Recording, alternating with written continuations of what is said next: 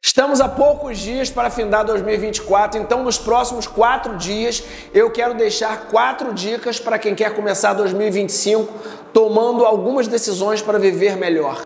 Primeira dica: se afaste de fatos e de pessoas negativas. Uma conhecida história diz que tinha um formigueiro bem embaixo de uma geladeira. Depois que as formigas souberam que tinha um lindo pudim em cima, elas começaram a escalar a geladeira até a parte de cima. Mas aos poucos elas iam desistindo. Uma olhava para a outra e dizia: tá difícil, né? Tá muito longe, é muito cansativo.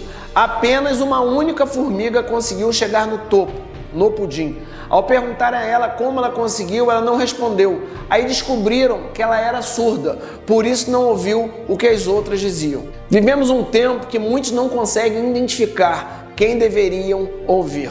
Tem gente dando acesso do seu coração para quem não deveria, investindo tempo em ouvir mais notícias, entrando em discussões a respeito de governos desfavoráveis, e a consequência disso é a falta de prioridade, de foco no que deveria fazer. Salmo 101, no verso 3 e 4, o salmista diz que não colocaria seus olhos em fatos negativos e não queria conhecer o mal. Então você precisa se desconectar de tudo e de todos que queiram sugar seus sonhos, seus projetos, sua fé.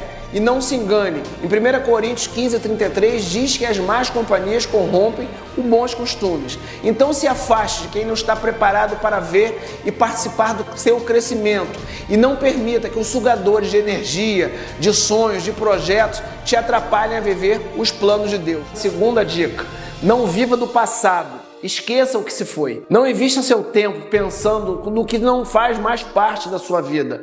Existem decisões que Deus espera que você tome para Ele inaugurar um novo tempo em sua vida. Em Isaías 43:19, o texto diz: eis que faço uma coisa nova, eis que porei um caminho no deserto e rios nos lugares áridos. Então, se desconecte de pessoas, de lugares, de tudo que não faz mais parte desse novo ano. Vai viver um tempo de novas colheitas. Creia que Deus tem muito por fazer por você e que Ele tem bons planos a seu respeito. Se aproprie dessas verdades, olhe para a frente e saiba que o melhor de Deus ainda está por vir e que os desafios de hoje servirão de ponte para te dar acesso ao novo de Deus. Terceira dica: se esforce, faça o seu melhor.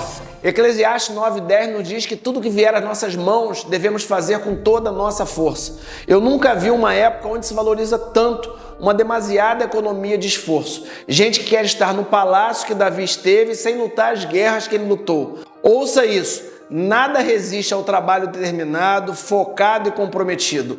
Provérbios 14:23 nos diz que o trabalho árduo traz proveito. Então, eu não sei qual é o seu a fazer, mas faça o seu melhor. Não negocie a excelência da sua execução por preguiça, por desânimo, por questões governamentais ou outra qualquer coisa. E se prepare para viver um resultado desse belo empenho. Que 2025 teus olhos estejam mais no tamanho dos frutos do que no tamanho dos gigantes. E assim você vai estar preparado para romper e viver um ano de grandes colheitas. Quarta e última dica, mas a mais importante de todas elas: se aproxime de Deus. Não existe vida de vitórias e resultados fora da presença. Não existe uma vida consistente, perene, longe do conselho de Deus. Não existe nenhum sucesso profissional, familiar que seja duradouro e consistente sem Jesus Cristo. Então, independente do que você vai empreender, Deus precisa ser o ponto de partida. Davi bem sabia da importância de honrar a aliança que tinha com Deus. Por isso, no Salmo 105, no verso 4, ele disse: busquem o Senhor e o seu poder, busquem continuamente a sua presença.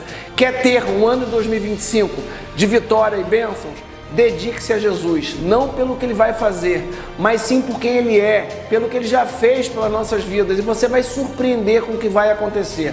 Que o ano novo seja marcado pela presença daquele que é, que era e há de ser Jesus Cristo. E que você assuma a sua identidade, vivendo como filho, como herdeiro, como regenerado, como escolhido, como ministro da reconciliação, como lavado, como remido, como alguém que de fato vive para honrar e glorificar o nome de Deus. Se alguma dessas dicas fez sentido para a sua vida, compartilhe. Ajude a outras pessoas também a ter um ano de 2025 abençoado para a honra e glória de Deus.